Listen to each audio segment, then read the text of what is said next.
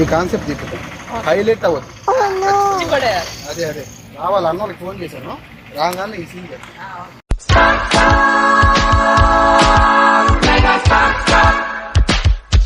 అన్నా. నమస్తేనా? రెడీ అయింది నా కంటెంట్ అంతా రెడీ అయిందా? రమేష్ ఈరోజు లీడు అన్నా రమేష్ బాబాయ్కి ఈరోజు కంటెంట్ రెడీ. ఏం లేదు నా ఇదిగో ఇటు దూకాలా, దూకి ఆడ మెట్లు ఉన్నాయి, మెట్లు ఎక్కి ఆ పై నుంచి వచ్చేయాలా. ఇది కరెక్ట్ రమేష్ అయితే.